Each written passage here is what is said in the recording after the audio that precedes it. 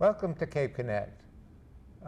We have a show on AmeriCorps in Cape Cod, and I was kind of interested when I picked up this cough drop. It was sitting on my seat. It had a little message: don't try harder, do harder. And that kind of sounds like people are being driven, but the AmeriCorps people are here doing things with a good heart. They're here doing so many things, and I'm going to be talking with Sebastian Wheeler. He's the program director at the Wellfleet House this year. And how many things are going on here on Cape Cod? Well, our program has an environmental focus, so we deal with a lot of different activities all over the Cape, but we frequently will be, just today I know we have a group that's helping remove an old playground at the Wellfleet Council on Aging to replace it with a garden to be used by the visitors there, and we'll also be having a group doing some shellfish work on the Upper Cape. So we have members all over Cape Cod doing a range of different environmentally related things. We'll be talking about that, and this is the second year that you're here on an AmeriCorps situation. You came first as just one of the people living. Were you in Wellfleet or at the other house? Yeah, so we have a house in Bourne, and then we now have two houses in Wellfleet. Ah. So we have a group that's doing fire management work with the national park exclusively, so that's sort of our new third house. But I originally, as a member, was in the Wellfleet house, and am now supervising that group. But I was initially there as a member a couple years ago. Did you have a special project? I mean, we have talked with Query before about, he's told us that at some point there's going to be a fire which just ranges across the Cape. If the dry conditions last too long and the wrong thing happens, it's going to just ablaze. Well, I'll leave the fire predictions to Dave Query. Yeah, I know, but it sounded kind of scary, but. So what was the project the first year you were here that you were largely involved with? For those two main houses, each member has an individual placement, which is sort of like an internship, 2 days a week. So my individual placement was with the tree department for the town of Orleans. Dan Connolly is the tree warden there, and he's a certified arborist that really manages all of the sort of urban forestry work of the town in Orleans. And so I helped plan, I'd say my big project was planning a week of service for the members of our program at Nauset Regional Middle School. And we planted some large native plant beds and replaced some trees that at what was at that time NSTAR had marked for removal. So we were able to fill that void with some nice native plants and involve some of the students in environmental education activities related to that. Isn't that wonderful? These are the things that just wouldn't have happened, and if they happened, they might not have happened as well as you did it. That over the years that AmeriCorps and Cape Cod has been here, that just adds so much, and they're done with such good spirit too. Well, we try. Well, I think that goes a long way in terms of the feeling about it, but the achievements, you leave behind so many things that we have to be glad about. The people in the two houses, I hadn't realized there were two houses there. I've often been interested in the old radar base that is up there, and that's, I thought at one time perhaps where the location would be for some of the housing, but that hasn't turned out to be the case. Yeah, it's actually interesting that you brought that up because the Highland Center there in Truro we recently had an event, promoting it and kind of doing some work to involve the community and educate them about plans for it. And the National Park Service has recently received a grant to remove some of the most problematic buildings left on the site there. They're also going to be, I can't speak to this too heavily, but I know they're going to be, installing some solar panels and continuing to kind of make that a key piece of their new sort of green initiatives with the park. Yeah, well, it's always a matter of education, but it's a matter of doing as well. And we worry occasionally about invasive species. Maybe we have to be very careful at what we plant. When you talked about planting trees, absolutely, you were careful in the choice that was made. Yeah, we one of the major sort of focuses of our projects week to week tends to be removal of invasive species. So that's a major component of a member experience with our program, is just removing, black locust and bittersweet, Asiatic bittersweet, and a whole range of other invasive plant species from conservation areas, so that those native plants can have a chance. The thing that you described, individual projects, what did you call them? Initiatives? Individual placement, yeah. Individual placements. And that's something that sort of spreads you out into the communities. But then you come together also in joint projects. Yeah, we have every week we'll have group projects, Mondays and Fridays. So that'll be, for the most part, we'll have the whole house together, which is 13 members and myself, and we'll be out in the field just meeting whatever the community needs are that are coming in. Any conservation organization or environmental organization that could use our help can just submit a proposal through our website now, and we're able to take those proposals and turn them into projects and plan them, and get people on the ground to help. Yeah. The thing that interests me is that you've got these other groups too, and don't you come together as an entire Cape Cod and have a mega project occasionally? We do, yeah. We have several signature service events. So we do a project on Martin Luther King Day every year, where we'll have all 32 of our members together with community volunteers. We also, that's Volunteer Day, as it's often called, Martin Luther King Day. Yep, yeah, National Day of Service. And what was done this past year? Yeah, this past January, we gathered a bunch of different student volunteers from the area together at a YMCA camp in the Mid-Cape, and we were able to package several hundred bags of food to be given out to students who are on the free and reduced lunch program, so that they would have some food to carry through winter break for them. Well, being out in the environment sort of makes you a prey for all these things that are out there. I mean, you've got the sun, you've got a nice tan, but you put on sunscreen? We do, yeah. Right. And I guess, bug spray? Yep, bug spray when we need it. Yep.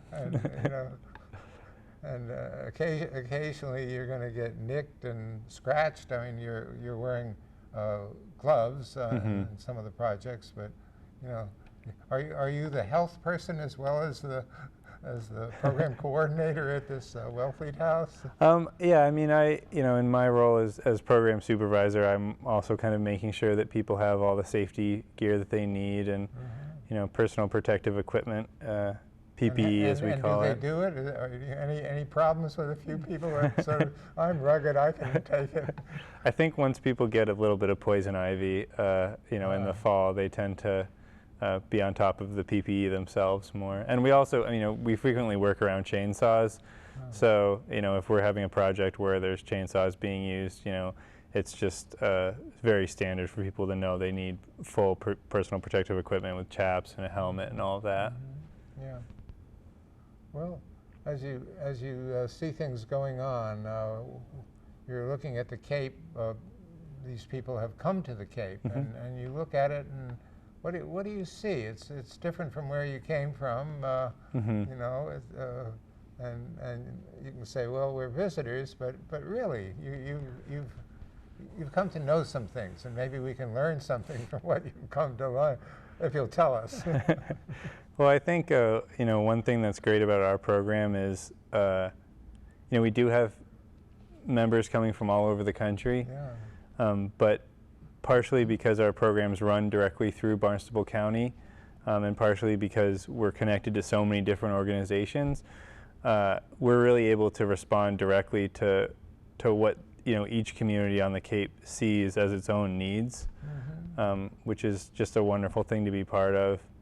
I think if you look at the sort of spirit of environmentalism on Cape Cod, it's very alive and well, and it's despite all the sort of negative or cynical things you might hear about the environment from one outlet or another, I think this sort of spirit of motivation that people have and organizations have across the Cape to really meet the needs of the environment continues to be pretty inspirational.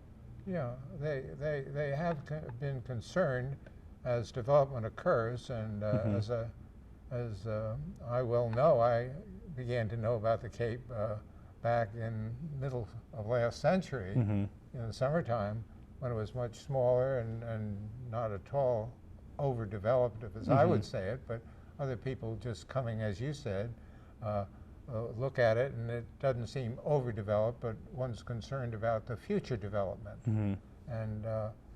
And exactly as you say, people are concerned enough so that they are doing things. They're environmentally aware, and if money is needed to buy some more open space to set it aside so it doesn't get developed, it'll usually pass in a town meeting. And especially since there are some arrangements where through the state government you can achieve some of that. So, thank you for that awareness of the environmentalism. But it has limits, because there are people that want to make enough money to stay here, as well as the thriving businesses. They talk about a lot of the younger people, and maybe you hear this, a lot of the people have to move away in order to have a career. Have you got that sense also? I mean, it's sort of a fact of life here on Cape Cod that a lot of the towns that make up the county do have rapidly aging populations. Large percentage of retirees. Yeah. I would say that where our group sort of fits into that is, one thing that we do every year is we're bringing 32 young people, and spreading them throughout Cape Cod. A number of those people end up staying behind and finding jobs. It's interesting that they do, because not only is it interesting for them, it's a good opportunity for the town to get somebody that they've checked out for a full year, and they say, "Wow, you're good, and we've got a job for you. Please stay." And that has happened on several occasions, I know. Yeah, I mean, even just last year's group has several members working in different full-time career level positions throughout the Cape. So it's continuing to be a mechanism for the county and AmeriCorps nationally to enable younger people to sort of get a foot in the door here on Cape Cod and find a way to make a sustainable life, despite some of the limitations in housing and other opportunities. Well, that was one that does come up, I'm sure, at Cape Cod.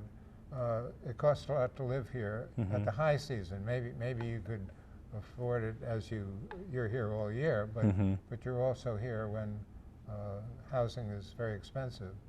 How is that arranged with the housing that's provided for people? So, I mean, most AmeriCorps programs that are sort of standalone programs, as ours is, do not offer housing. Our program has been lucky to have housing available that we can provide to members. So there's a residential component to our program, and we have 2 houses that are lent to us by the National Park Service and the Cape Cod National Seashore, and 1 in Bourne that's owned by the county.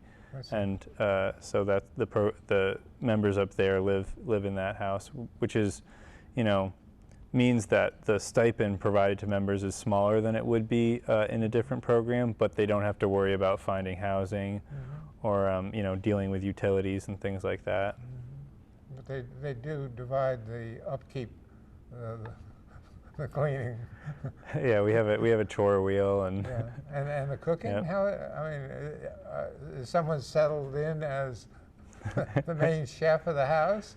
thankfully not for that person. No, we have one communal meal per week, which rotates in terms of who's cooking for that weekly, and then beyond that, people just have to sort of share the kitchen and be flexible around when they eat a little bit sometimes. But often, you can imagine with 14 people sharing a single stove that you have to be a little bit flexible at times, but we make it work. Not diplomatic, just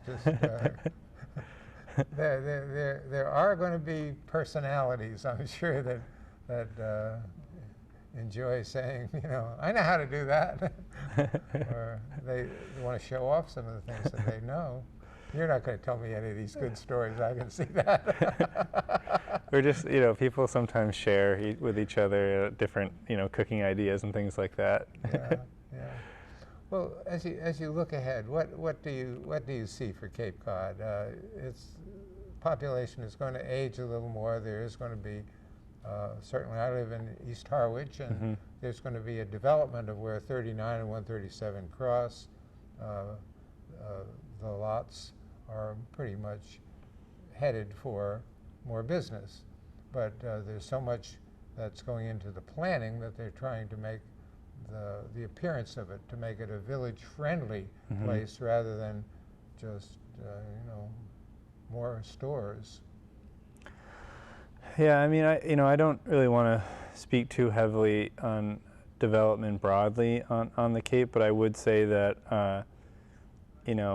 our organization, myself and everyone else that makes up our organization, works very hard to maintain what sort of conservation land and green space we have on the Cape, and that it's been great to see that be a priority for communities. Yeah.